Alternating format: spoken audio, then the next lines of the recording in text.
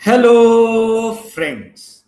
दोस्तों, आज मैं आप लोगों के सामने भारत की अर्थव्यवस्था, इंडियन इकोनॉमी, इंडिया इनकॉर्पोरेशन यानी भारत का कॉरपोरेट और इंडियन स्टॉक मार्केट, इनके बारे में कुछ आंकड़ों द्वारा एक ऐसा चित्र प्रस्तुत करने वाला हूं जिसको सुन के आप भी चौंक जाएंगे। जी हाँ, आज का वीडियो बहुत ही ज्यादा डाटा से भरा हुआ है और आप लोग तुरंत कलम और कागज लेके बैठिए, नोट कीजिए और आप सोचिए कि इस देश की अर्थव्यवस्था किस तरफ निकल पड़ी है, किस तरफ बह पड़ी है। दोस्तों, जहां हम एक तरफ देख रहे हैं, जैसा कि आप थंबनेल में भी देख सकते हैं, कि भारत का रुपया ऑल टाइम लो टच कर चुका है। वहीं दूसरी तरफ इंडिया इंक यानी कि भारत के कॉरपोरेट यानी कि भारत की लिस्टेड 500 सबसे बड़ी कंपनीज जो हैं, उन्होंने रिकॉर्ड प्रॉफिट 2025 में कमाया है। जी हाँ, मैं कैलेंडर ईयर 2025 की बात कर रहा हूं, फाइनेंशियल ईयर की बात नहीं कर रहा हूं। 2025 के साल में इंडिया के कॉरपोरेट्स ने रिकॉर्ड प्रॉफिट बनाया और जैसा कि आप जानते हैं 2024 अक्टूबर से भारत का रुपया गिरना चालू हो गया, यानी 2024 अक्टूबर में जो 83 के लेवल पे भारत का रुपया था, वो आज 95-96 के लेवल पे आ गया है। तो ऐसा क्यों है कि भारत के कॉरपोरेट्स, भारत की 500 सबसे बड़ी लिस्टेड कंपनीज रिकॉर्ड प्रॉफिट बना रही है जहां एक तरफ, वहीं भारत की साख, भारत की मर्यादा यानी कि इस देश की करेंसी जो है वो रिकॉर्ड लो बना रही है। और यही आज के वीडियो का मुद्दा है। ध्यान से आप लोग दोस्तों इस बात को सुनिएगा, आज के वीडियो को, क्योंकि परंपरागत ट्रेडिशनल मीडिया चैनल्स में इस तरीके की बहस बंद हो चुकी है। इस तरीके के डाटा और इस तरीके की बातें जो है वो ना के बराबर आपको सुनने को मिलेगी। दोस्तों, 2025 के साल में यानी 2025 दिसंबर जो एंड हुआ, उसमें इंडियन कॉरपोरेट्स ने टोटल प्रॉफिट बनाया 15.48 लाख करोड़ का, 15.48 लाख करोड़, मोटा मोटी आप कह लीजिए 15.5 लाख करोड़। भारत के जो 500 सबसे बड़े लिस्टेड कॉरपोरेट्स हैं, इनका प्रॉफिट आफ्टर टैक्स था 15.5 लाख करोड़। ये मेरे डाटा नहीं है दोस्तों, ये मेरा जो प्रीवियस ऑर्गेनाइजेशन है फॉर्च्यून, ये मैं वो लेके बैठा हुआ हूँ। फॉर्च्यून से ये मैं डाटा मैं आपको बता रहा हूँ और मुझे मालूम है कि हम लोग ये बहुत ही मेहनत से डाटा निकाल के, 4 साल मैंने फॉर्च्यून में काम किया है, 2021 से लेके 25 तक। मुझे मालूम है कि बहुत ही बारीकी से स्टडी करके, रिसर्च करके ये सब डाटा निकाले जाते हैं। अब देखिए, नरेंद्र मोदी जिस साल 2015 में भारत में आए थे, जो पहला उनका पूरा साल था, उसमें NSE 500 कंपनीज ने जो नेट प्रॉफिट बनाया था वो था 4.08 लाख करोड़, यानी 4 लाख करोड़, मोटा मोटी आप पकड़ लीजिए।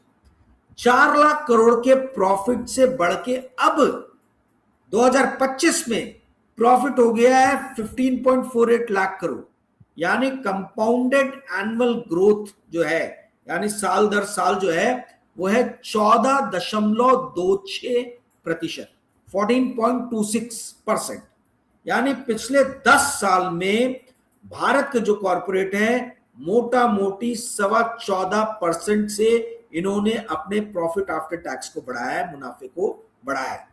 इसी दौरान जो भारत की जीडीपी है वो 124.7 लाख करोड़ थी। रियल जीडीपी की मैं बात कर रहा हूं, सॉरी, नॉमिनल जीडीपी की बात कर रहा हूं करंट प्राइसेस में। मैंने पिछले वीडियो, परसों के वीडियो में आपको बताया था कि रियल जीडीपी और नॉमिनल जीडीपी में अंतर क्या है। नॉमिनल जीडीपी में इन्फ्लेशन का पार्ट आ जाता है, ठीक है।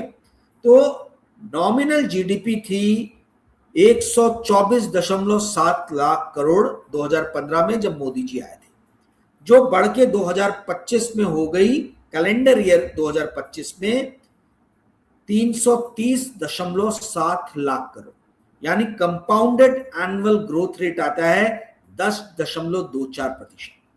दोस्तों, इन 10 साल के पीरियड में इंडिया इंक ने भारत की 500 सबसे बड़ी कंपनीज ने कंपाउंडेड एनुअल ग्रोथ रेट उसका पैट का प्रॉफिट आफ्टर टैक्स का था 14.26%। वहीं भारत के नॉमिनल जीडीपी का compounded annual growth rate Modi ji के आने के बाद से हुआ 10.24%। ठीक है, तो भारत की इकोनॉमी से लगभग आप कह लीजिए 40% जो है वो हर साल ज्यादा जो है ये हमने देखा है कि इंडिया इंक यानी एनएसई 500 कंपनीज का प्रॉफिट बढ़ा है। ठीक है, अब आ जाते हैं 2019 से 2025 के बीच में, जो दूसरी बार जब मोदी जी जीत गए। और ये डाटा इंपॉर्टेंट है, ध्यान से सुनिएगा, क्योंकि यहीं से सारी चीजें जो है तस्वीरें बदल गई है। 2019 में पुलवामा हुआ, पुलवामा के बाद 303 सीट लेके भारी मतों के साथ में जो है लोकसभा में भाजपा की वापसी हुई और मोदी सरकार आई। अब दोस्तों 2019 में पेंडेमिक के एक साल पहले इंडिया इंक का प्रॉफिट था, यानी एनएसई 500 कंपनीज का प्रॉफिट था 4.55 लाख करोड़, जो बढ़ के मैंने आपको बताया 2025 में हो गया 15.48 लाख करोड़, जो कि होता है कंपाउंडेड एनुअल ग्रोथ रेट 22.64%, 22.64% से ये ग्रोथ हुआ है प्रॉफिट आफ्टर टैक्स यानी मुनाफा एनएसई 500 कंपनीज का। और इसी दौरान जो भारत का नॉमिनल जीडीपी है वो 189 लाख करोड़ से बढ़ के हुआ 330 लाख करोड़, जिसका कंपाउंडेड एनुअल ग्रोथ रेट आता है 9.77%। कहां एक तरफ 22.64% से इंडियन कॉर्पोरेट्स अपना मुनाफा बढ़ा रहे हैं साल दर साल 2019 से लेकर 2025 के बीच में, और वही भारत की जीडीपी जो है 9.77% से ग्रो कर रही है। अब ये इतने सारे आंकड़े बताया है मैंने आपको, आप बोलोगे भाई साहब ये आंकड़ों का अर्थ क्या है, हमें समझ में नहीं आ रहा। एक लाइन में समझ ले तो ये है कि भारत के कॉर्पोरेट्स भारत की अर्थव्यवस्था से ज्यादा तेजी से विकास कर रहे हैं। इसका अर्थ ये हुआ कि भारत के जो 500 बड़े कॉर्पोरेट्स हैं उनका विकास, उनका रफ्तार ग्रोथ का वो पूरे देश की अर्थव्यवस्था से बहुत ज्यादा बढ़ा है। तो जाहिर सी बात है इस दौरान पॉलिसीज बनी होंगी, कुछ ऐसी नीतियां बनी होंगी जिसके कारण ये ग्रोथ जो है वो बहुत तेज हुआ। कुछ चीजें जो मेरे नजर में आती है वो जरूर मैं आपके साथ डिस्कस करूंगा अभी, परंतु ये इस चित्र को प्रस्तुत करता है कि जहां भारत का कॉर्पोरेट इतनी तेजी से बढ़ रहा है, वहीं दूसरी तरफ भारत की अर्थव्यवस्था या भारत की साख को बताने वाला जो भारत का करेंसी है रुपया, उसी रफ्तार से गिर रहा है। जब मोदी जी आए थे तब भारत का रुपया था 58.6, आज है भारत का रुपया 95 के ऊपर है। ठीक है, वहीं दूसरी तरफ आपका जो डेट था भारत के ऊपर में, भारत सरकार के ऊपर में, वो था 55 लाख करोड़। अब ये 200 लाख करोड़ जो है क्रॉस कर गया। तो एक तरफ कॉर्पोरेट्स ग्रो कर रहे हैं, वहीं दूसरी तरफ भारत की बदहाली दिखाते हुए यहां का रुपया गिर रहा है और यहां के ऊपर में कर्जा बढ़ रहा है, और इन दोनों का जो असर है वही कॉर्पोरेट के प्रॉफिट को बढ़ा रहा है। आप लोग ये क्या बात कर रहा हूं? जी हां, मैं सही बोल रहा हूं, ध्यान से सुनिए।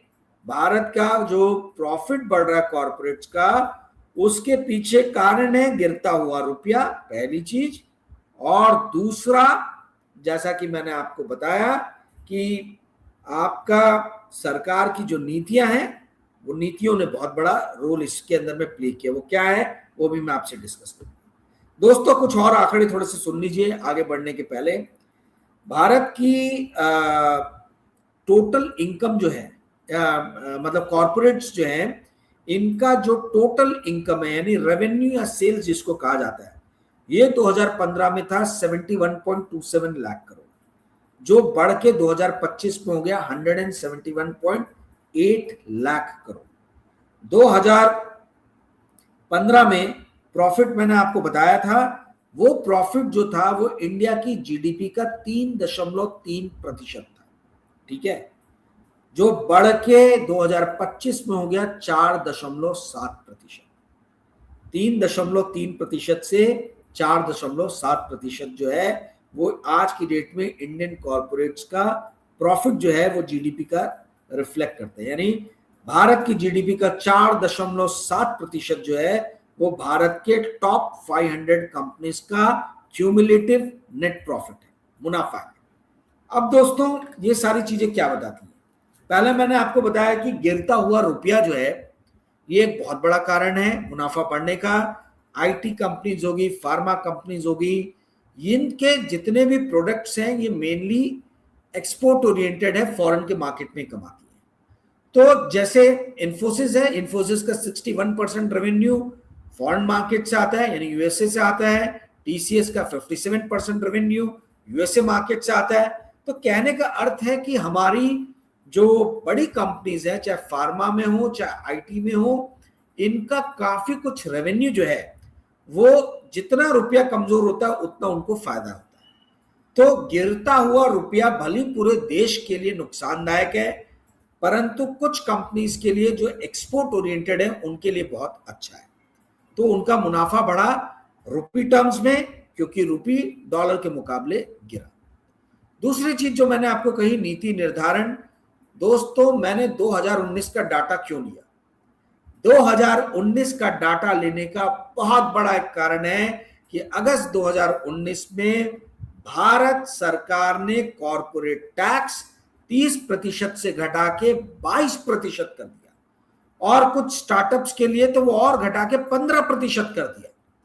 तो जो 30% का टैक्स था वो इंडिया की टॉप 500 लिस्टेड कंपनीज जो है उसका बोझ एकदम से कम हो गया, 30% से 22% पे आ गया। ये जो 8% जो है, ये 8% ने इनके प्रॉफिट को बढ़ा दिया। तो भारत के नीति निर्माताओं ने, पॉलिसी मेकर्स ने, मोदी सरकार ने ये बेहतर समझा कि भैया टैक्स ज्यादा कलेक्ट करने से अच्छा है कि इन कॉर्पोरेट्स को टैक्स में रियायत दो, छूट दो और उनका प्रॉफिट बढ़ने दो। दोस्तों आपके साथ भी ऐसा हुआ है क्या? आप बोलोगे हाँ, हमारा भी टैक्स बढ़ा के 12 लाख तक जो है वो नेग्लिजिबल, जीरो कर दिया गया। पर इस देश में कितने लोग हैं जिनकी तनख्वाह 12 लाख या उससे मतलब ऊपर है? आपकी जानकारी के लिए मैं बता दूं कि भारत में लगभग 7 करोड़ से 7.5 करोड़ लोग इनकम टैक्स फाइलिंग करते हैं। मात्र 80 लाख लोग ऐसे हैं जिन्होंने 10 लाख के ऊपर अपनी तनख्वाह घोषित की, 10 लाख के ऊपर। ठीक है, कितने लोग हैं? 80 लाख लोग। तो मतलब कहने का अर्थ यह है कि भारत में टैक्स पेनिट्रेशन जो है, डायरेक्ट टैक्स बहुत ही कम है, और इसी कारण से टैक्स टू जीडीपी रेशियो भी इंडिया का काफी कम रहता है। इसी कारण इनडायरेक्ट टैक्स यानी कि जीएसटी जैसे हथकंडों से, हथियारों से भारत सरकार टैक्स इकट्ठा करने का प्रयास करती है, क्योंकि डायरेक्ट टैक्स जिसमें कॉर्पोरेट टैक्स और पर्सनल इनकम टैक्स आता है, इन दोनों से भारत सरकार ज्यादा पैसे की उगाही नहीं कर पाती। अब ये अच्छा है बुरा है, सबका अपना अपना थॉट है। जिनकी तनख्वाह बहुत ज्यादा है वो आज भी रोते हैं कि उनके ऊपर में टैक्स का बर्डन बहुत ज्यादा है, और बहुत सारे अनगिनत ऐसे लोग हैं जो कुछ डायरेक्ट टैक्स भरते ही नहीं है। जैसा कि मैंने आपको बताया, मात्र 80 लाख लोग हैं जो 10 लाख के ऊपर अपनी इनकम जो है वो बता रहे हैं कि 10 लाख के ऊपर उनकी इनकम है। खैर, तो एक तो हुआ ये रीजन। दूसरा दोस्तों, पेंडेमिक के बाद से भारत के कॉर्पोरेट ने जबरदस्त रूप से लालच, ग्रीड वो शो किया। जबरदस्त रूप से प्राइसेस जो है इन्होंने अपने प्रोडक्ट्स के ऊपर में बढ़ाए, ये बोल के कि सप्लाई चेन डिस्ट्रप्शन है। सप्लाई चेन ठीक होने के बाद में भी इन्होंने अपने प्राइसेस को कम नहीं किया। यहां तक कि जीएसटी की जब कीमतें कम हुई तो उस अनुपात में बताया जाता है कि कॉर्पोरेट्स ने अपने प्रोडक्ट्स के दाम कम नहीं किए, शुरू में कम किए फिर बढ़ा दिए। तो कहने का अर्थ यह है कि इंडिया इंक या कॉर्पोरेट इंडिया जो है उसने ग्रीड में, लालच में 2020, 2021, 2022 में इतने प्राइसेस बढ़ाए चीजों के, अपने प्रोडक्ट्स के, कि इंडिया की इकोनॉमी उस चीज को बर्दाश्त नहीं कर पाई। भारत की इकोनॉमी की जो है वो स्पाइन जो है कहीं ना कहीं जो है आप कह लीजिए कि हिल गई। और यही कारण है कि जितनी भी कंज्यूमर ओरिएंटेड कंपनीज हैं, जैसे हिंदुस्तान यूनिलीवर हुआ, ब्रिटानिया हुआ, आईटीसी हुआ, डाबर हुआ, मैरिको हुआ, इन सभी ने 2023-2024 में 0% या 1% वॉल्यूम ग्रोथ बताया। दोस्तों, ये जो प्रॉफिट आया है, ये प्रॉफिट जो मैंने आपको बताया कि 4 लाख करोड़ से बढ़ के 15.48 लाख करोड़ हो गया, 15.5 लाख करोड़ हो गया। ये दो ही तरीके से हो सकता है, या तो आप वॉल्यूम ग्रोथ बहुत ज्यादा करो या वैल्यू ग्रोथ बहुत ज्यादा करो, यानी प्राइस बहुत ज्यादा ग्रोथ करो। ठीक है, आप वॉल्यूम ग्रोथ बहुत ज्यादा हुआ है, ये बड़ा ही मतलब रिसर्च का विषय है। एक एक कंपनी के वॉल्यूम को 2014 में लेके 2024 से कंपेयर करना पड़ेगा, बहुत टाइम टेकिंग है। परंतु मेरा जहां तक अनुमान है, मोटा मोटी अनुमान जो time to time management commentary सुन के मैंने बनाया है, वॉल्यूम ग्रोथ इंडिया में कभी भी 3 से 4% से ज्यादा हुआ नहीं। ठीक है, तो ये जो मेनली दिख रहा है, मतलब किसी साल तो 1% या उससे कम भी हुआ है, तो ये मेनली जो है ये वैल्यू यानी प्राइस ग्रोथ लगता है।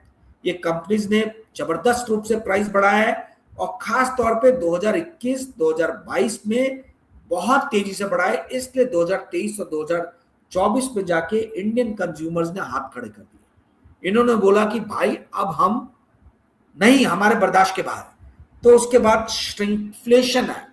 श्रिंकफ्लेशन का मतलब यह है कि जो पहले एक डब्बे में 200 ग्राम की चीज, 250 ग्राम की चीज मिला करती थी, वो 250 ग्राम की चीज को घटा के उस डब्बे को 150 ग्राम का कर दिया गया। जो बिस्किट 100 ग्राम का पैकेट होता था, उसको घटा के 80 ग्राम कर दिया गया। अब इसका नुकसान यह है कि जो श्रिंकफ्लेशन होता है, ये आपके इन्फ्लेशन में, कंज्यूमर प्राइस इंडेक्स में ये कैप्चर नहीं हो पाता, क्योंकि जो पहले 10 रुपए का बिस्किट का पैकेट बिकता था 100 ग्राम का, अब वही 10 रुपए ही कंपनी ने प्राइस रखा है, पर उसका ग्रामेज घटा के 70 ग्राम कर दिया या 80 ग्राम कर दिया। तो सीपीआई यानी कंज्यूमर प्राइस इंडेक्स तो प्राइस पकड़ता है, तो प्राइस पहले भी 10 रुपए था, अभी भी 10 रुपए। तो कॉर्पोरेट इंडिया ने यह चालाकी की। कॉर्पोरेट इंडिया ने प्राइसेस अपने घटाए नहीं, श्रिंकफ्लेशन किया, आकार छोटे किए, जिसके कारण हमको कंज्यूमर प्राइस इंडेक्स में उसका असर नजर नहीं आया। दोस्तों, ये सब बातें कोई नहीं बताएगा आपको, मैं ये बता रहा हूं, दावे के साथ बता रहा हूं, ये सब बातें कहीं आपको सुनने को नहीं मिलेगी। इसलिए ध्यान से सुनिए कि क्या चालाकियां हुई हैं और किस तरीके से भारत की अर्थव्यवस्था जो है वो स्क्यूड हो रही है। अब ये होशियारी जो है, ये तो कॉर्पोरेट इंडिया ने कर लिया कि श्रिंकफ्लेशन लेके आ गए, ग्रामेज कम किया, सीपीआई इसके कारण से बढ़ा नहीं। सीपीआई बढ़ा नहीं तो हमें लगा दोस्तों महंगाई बढ़ा। आपको मैं और क्लैरिटी देने के लिए बता दूं, 357 लाख करोड़ का नॉमिनल जीडीपी था 2025 में। मैंने 330 लाख पहले लाख करोड़ बोला था, वो अलग मेथोडोलॉजी से है, ये अलग मेथोडोलॉजी से 357 लाख करोड़ था। और उसी दौरान रियल जीडीपी जो था वो 202 लाख करोड़ था। तो अगर मैं जीडीपी डिफ्लेटर पकड़ूं या प्राइस इंडेक्स फैक्टर पकड़ूं, दोनों एक ही चीज होती है, घबराना मत कि भाई ये क्या, मैं कौन सा ऐसा रॉकेट साइंस बोल रहा हूं। ठीक है, जीडीपी डिफ्लेटर बहुत बार आप सुनते होंगे, आपको आज तक समझ में नहीं आएगा कि होता क्या है। बड़ा इजी फॉर्मूला है, nominal GDP divided by real GDP into 100 कर दो तो आपको जीडीपी डिफ्लेटर मिल जाता है।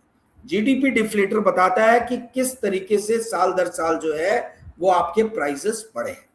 तो 357 लाख करोड़ डिवाइडेड बाय 202 लाख करोड़ करूं मैं तो ये आता है 1.77। ठीक है, और इंटू 100 तो ये आप कर लो 77% आता है। 77% जो है वो जीडीपी डिफ्लेटर या प्राइस इंडेक्स फैक्टर रहा है। इसका अर्थ है 2015 से लेकर 2025 के बीच में 77% से प्राइस इंक्रीज हुआ, यानी 2015 में जो 100 रुपए की चीज थी आज वो 177 रुपए की है। ठीक है, तो यही होता है जीडीपी डिफ्लेटर या प्राइस इंडेक्स फैक्टर जो मैंने आपको बताया। ओके, अब 77% तो कोई बहुत ज्यादा नहीं है। तो हमारा इकोनॉमी में जो टर्म्स यूज करते हैं, मेथोडोलॉजी यूज करते हैं, वो तो ऐसे आंकड़े देता है कि आपका दिमाग घूम जाएगा। आप बोलोगे तो कुछ भी इन्फ्लेशन नहीं है।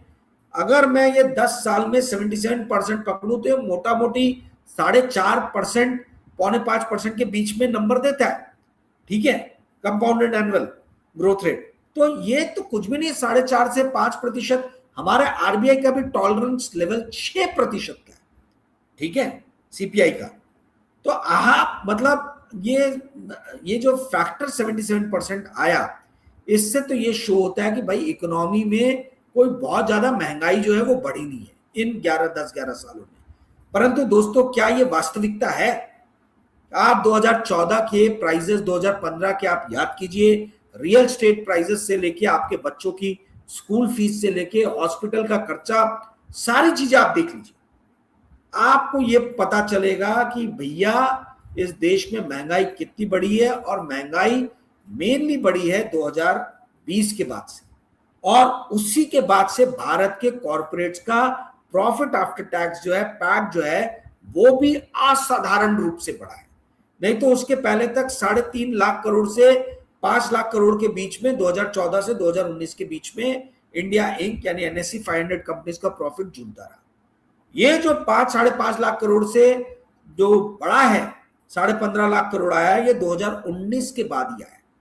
और दोस्तों, आप ये देखेंगे कि इसी के बाद जो है वो जबरदस्त रूप से इंडियन रुपी गिरा है। आप ये देखेंगे कि इसी दौरान रिजर्व बैंक ऑफ इंडिया ने खूब सारे नोट छापे हैं।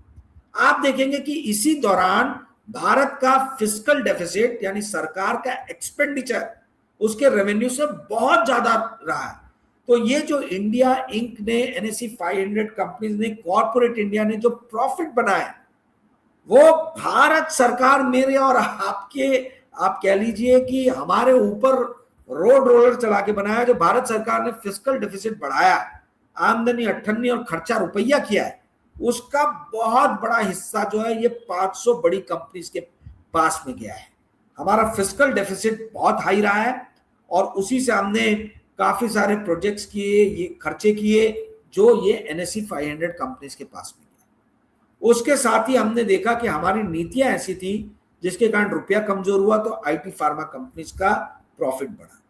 वहीं हमने तीसरी मतलब एक और पक्ष ये हमने देखा कि के शेप में इकोनॉमी जो है वो पेंडेमिक के बाद में रिकवर हुई।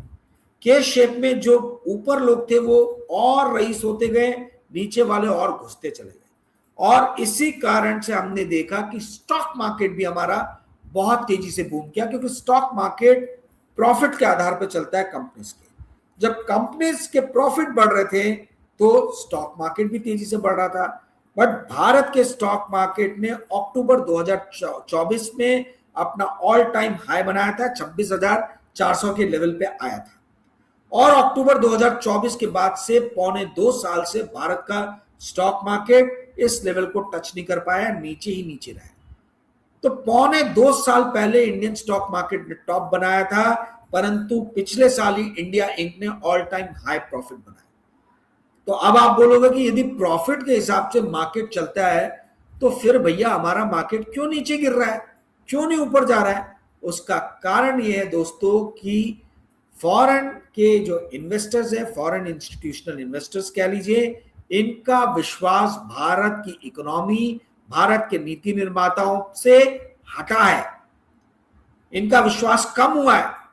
और उसी का एक रिफ्लेक्शन हमें दिखता है कि आईएमएफ ने बोला कि भारत के आंकड़े जो है वो विश्वास करने योग्य नहीं है।